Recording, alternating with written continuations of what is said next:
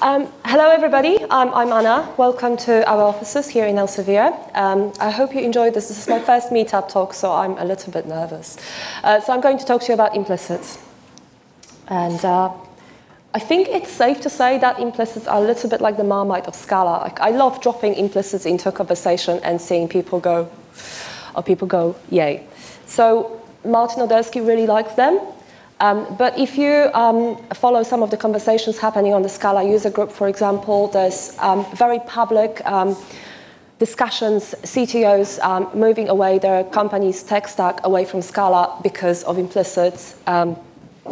There's Twitter storms happening where people say Scala should just ban them, rip them out completely.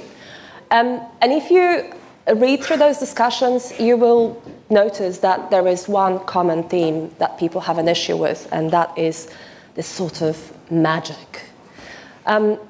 Maybe it's the tech person in me, but I don't really associate magic with bad stuff. So when Alistair asked me to do this talk, I thought it would be a great chance to do some research, try to understand where this phobia is coming from, and try to come up with a few scenarios where I have used implicits in the past, I really liked them, and why I wouldn't want to get rid of them at all. Having said that, we'll also talk about anti-patterns, and I will give you ample amount of warning of what not to do. So let's start traditionally. What's an implicit? It's a keyword. You can stick that keyword in front of a value, a function, definition. Oh, that doesn't work. Oh. In front of a class, an object, a trait, etc. And what that keyword does, it tells the compiler that every time it encounters a type error, it should just check its scope and see if there is something implicitly, magically defined for it. So let's have a look at an example. Here we have a function which takes in an implicit parameter of type string. And in my scope, I have an implicitly defined caret. So now I can call my function without the type, provided the compiler checks its scope, sees a caret, sticks it in there, hey presto. This is one type of implicit operation. This is called an implicit parameter. There is also another one, which is called an implicit conversion, and I will cover that when I talk about extension methods. But I just want to highlight one thing here. This is the first rule about implicits. You have a magic hat labeled implicits, that's the keyword, and those are the only definitions that the compiler will pick out to fill in the gaps.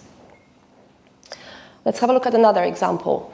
You can tell I was writing those slides over Easter because they're full of carrots and bunnies. So all of a sudden in our code we have an explicitly defined bunny which I can call with my function. Like, this function doesn't just take implicit parameters. You can explicitly provide it something. And you can see over here, this is a Scala worksheet. It prints your bunny, but it still prints your caret if the bunny is not provided to it. Rule number 2, the compiler prefers explicits. Let's have a look at something else. A sneaky broccoli is all of a sudden in the scope. The broccoli and the caret both have the same string, so when I call my function, the compiler will just throw up a massive fuss and basically say, this is too ambiguous, I can't do anything about it, make up your mind. This is rule number 3. You need to make sure that your implicits are defined non-ambiguously. Is that a word? There is one more rule, that rule is about context. And I need to go over that in a little bit more detail. So there are 2 types of context that the compiler knows about. The first one is the resolved context. The second one is extended on the next slide. So in your resolved context, you will have your declared implicits. So that's anything at like class or object level. Here you can see that IntelliJ is very helpfully trying to tell me, make sure you stick a type in there, even though that type could be inferred, but just listen to the IDE here. You can also import your implicits.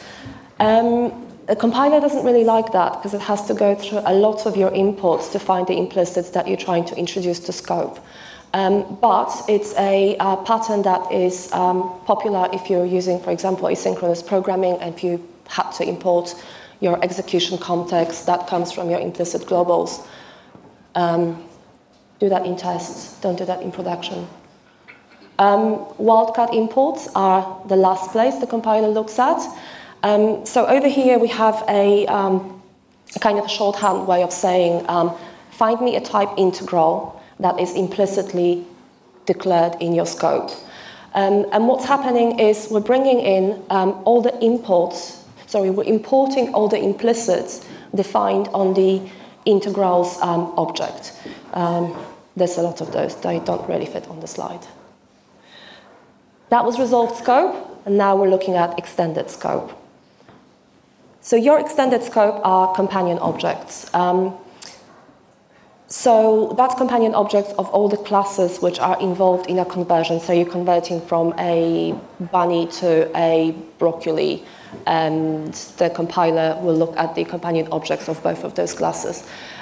This isn't new to you if you've worked with Play frameworks to parse your JSON files. You've got the case class of a dragon and a companion object for that dragon which defines an implicit reads that gets you the dragon given a specific JSON. And the last bit of extended scope resolution is type hierarchy. So for example, if my dragon, well, you can't be a case class then, but if my dragon extended another class, that superclass would also be looked up, or any kind of a trait that you're extending from. And what's worth pointing out here is that, see, I have my object extending from basic implicits and an implicit vegetable defined here. If I was to uncomment that line, the carrot would be the thing that's replacing the vegetable. So you have some control over which implicits the compiler looks at. So we know the rules.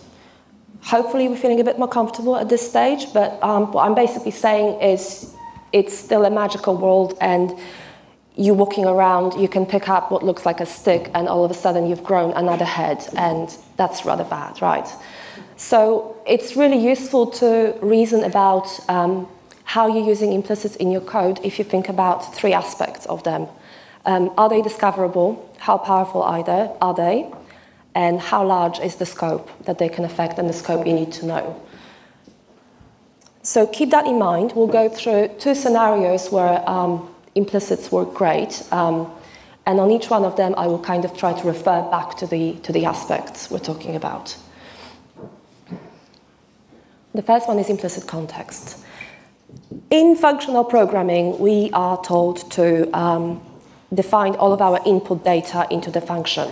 And that makes a lot of sense because you don't want to do any side-effecting calls, pulling in some random stuff that you can't reason about. So for example, it's encouraged to define a class table which knows upfront what configuration, connection, objects it should be expecting.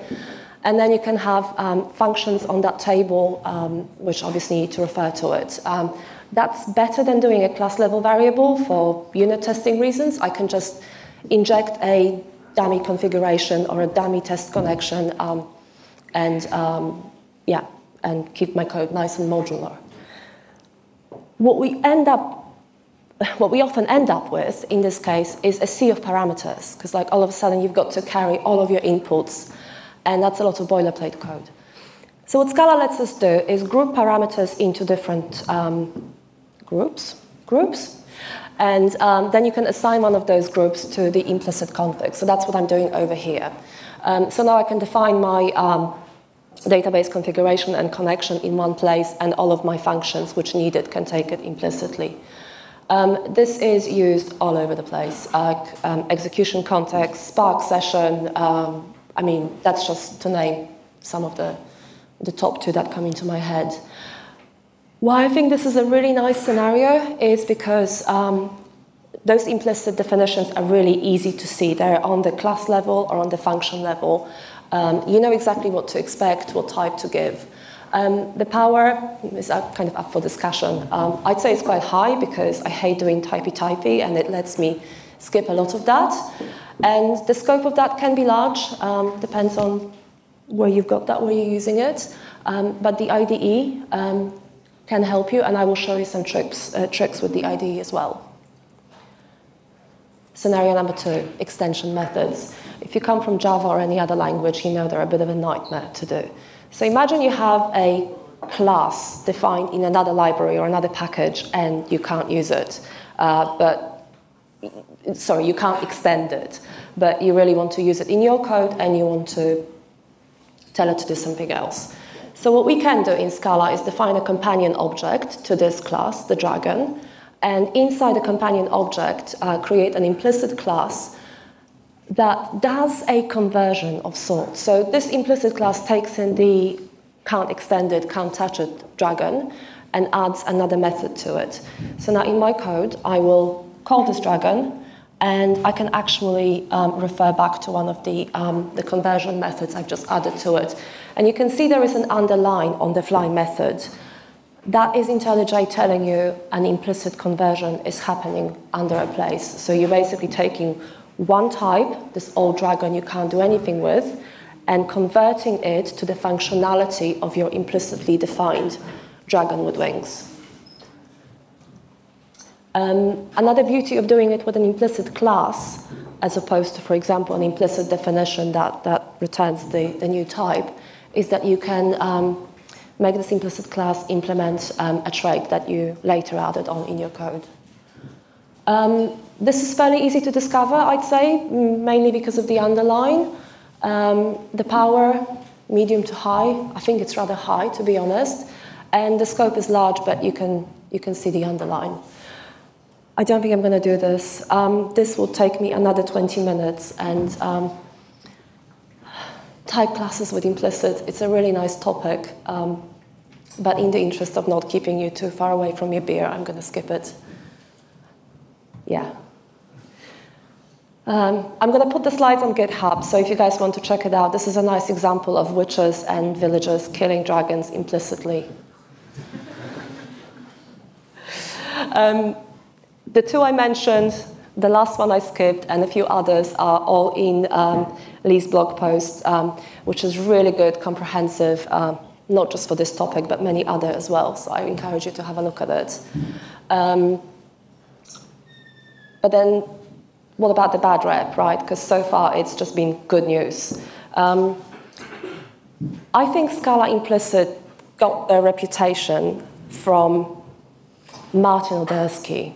Because when he published the Pimp My Library paper, which talked about implicit conversions, he kind of said it's okay to just do an implicit definition that takes in a type that you already know about in your code and return a new type.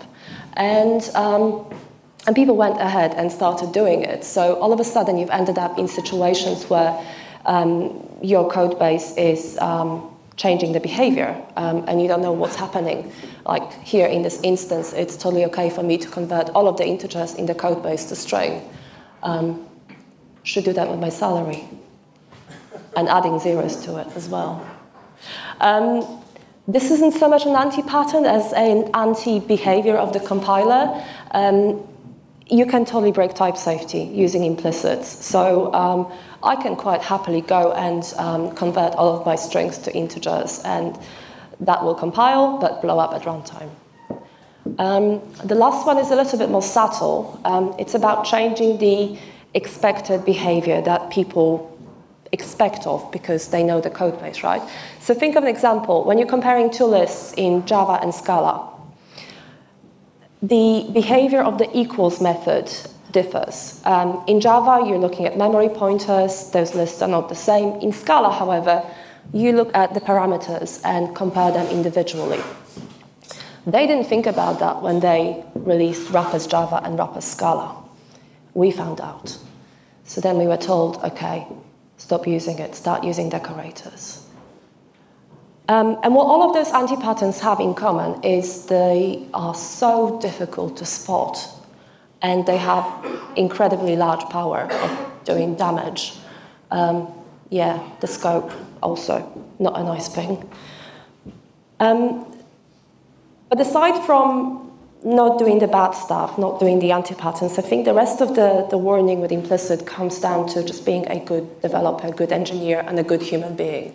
So if you're writing code that will be a nightmare for someone else to read because you're using so many implicits, maybe don't.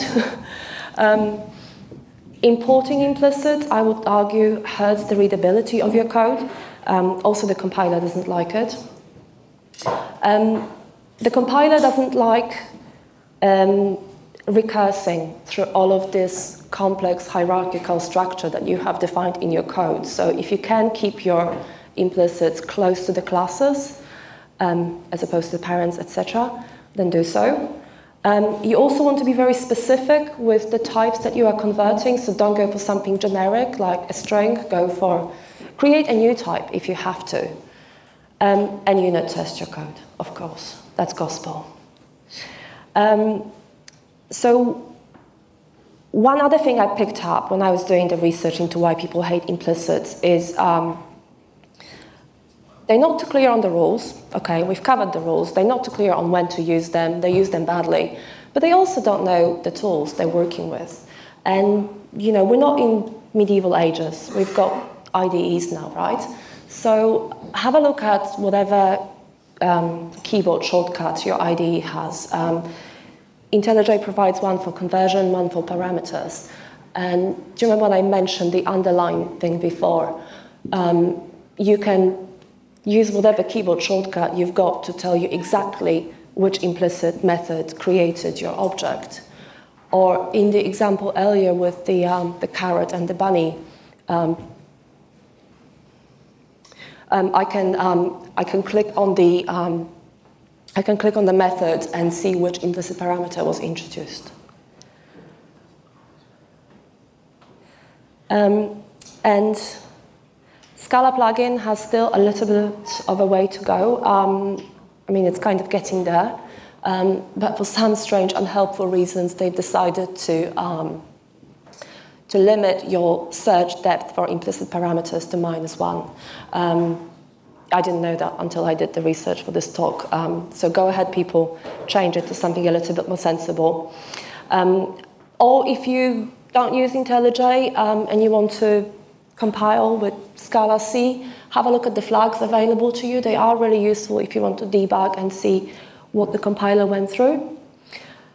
Here are some of the resources I went through and I found to be very helpful. And in particular, Alex's talk. He is one of the developers of the Scala plugin for IntelliJ, and it's a dense talk, be warned. But he has some pretty good tips on how to not bog down the compiler with the speed. Scala Puzzlers is a really good book if you want to test your knowledge of the rules. And that's it from me, folks. I hope I've managed to clear some questions, shed some light. I've put the code examples on my GitHub.